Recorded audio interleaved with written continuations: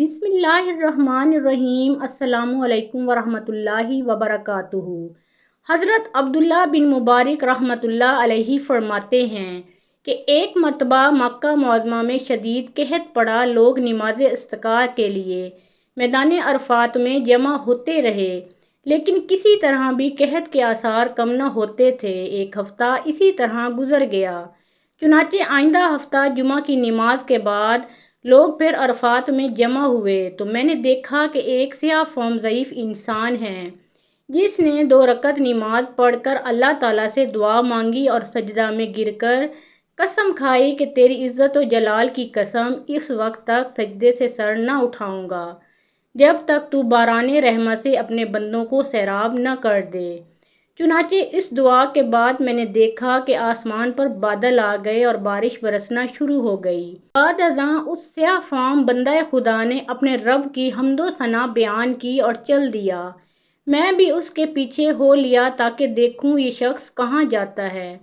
جب وہ چلتے چلتے ایک مکان میں داخل ہوا جہاں ایک بردہ فروش رہتا تھا، میں یہ دیکھ کر واپس چلا آیا اور صبح کو کچھ روپیہ لے کر اس بردہ فروش کے مکان پر پہنچا۔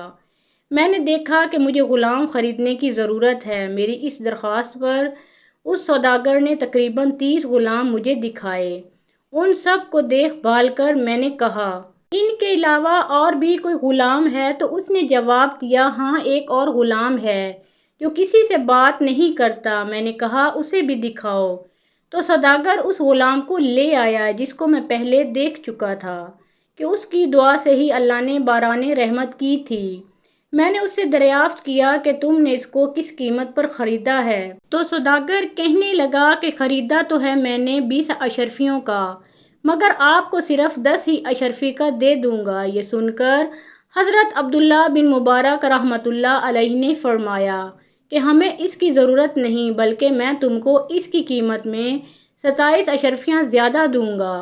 بس اس کا سودا کر کے میں غلام کو ہمراہ لے کر چلا آیا تو وہ غلام کہنے لگا، اے میرے آقا، آپ نے آخر مجھے کیوں خریدا ہے؟ میں تو کسی بھی خدمت کے قابل نہیں ہوں۔ میں نے عرض کیا کہ میں نے تم کو اس لیے خریدا ہے کہ تمہارا خادم بنوں اور تم میرے مالک۔ میری اس بات پر غلام نے دریافت کیا کہ آپ ایسا کیوں کر رہے ہیں؟ اس پر میں نے عرض کیا کہ میں کل تمہاری کرامت دیکھ چکا ہوں، اللہ نے تمہاری دعا قبول فرمائی اور اپنی رحمت کی بارش کر دی جس کے لیے مخلوق پریشان تھی۔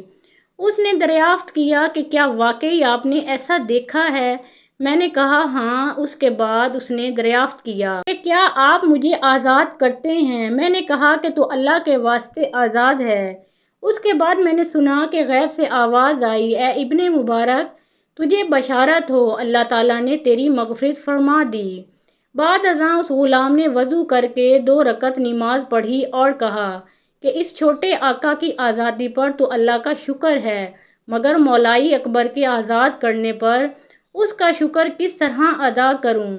اس کے بعد دوبارہ وضو کر کے اس نے 2 رکعت نماز ادا کی اور دونوں ہاتھ آسمان کی طرف اٹھا کر دعا مانگی کہ اے الہی، مجھے معلوم ہے کہ میں نے 30 سال تک تیری عبادت کی ہے اور میرے تیرے درمیان عہد تھا کہ تو میرا پردہ فاش نہ کرے گا، مگر اب جب کہ یہ راز کھل گیا تو میری روح قبض کر کے مجھے اپنے پاس بلا لے۔ اتنے میں وہ بے ہوش ہو کر گر گیا۔ میں نے دیکھا کہ اس کی روح پرواز کر چکی تھی۔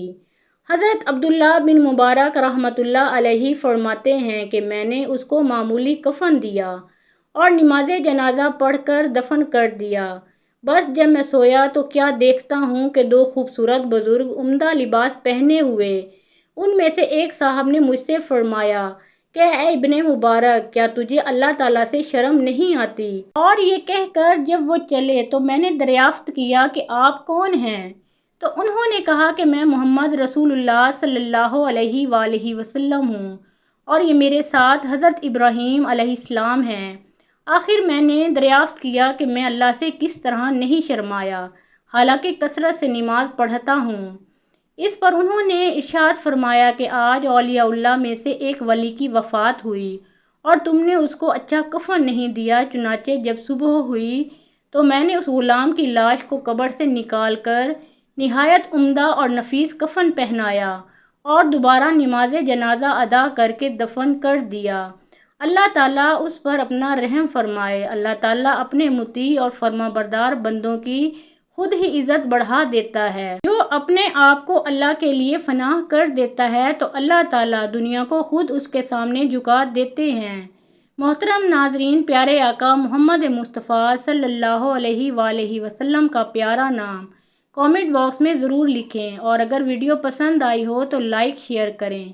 مزید اسلامی واقعات کے لیے اس چینل کو سبسکرائب کریں۔ اللہ آپ سب کا حامی و ناصر ہو۔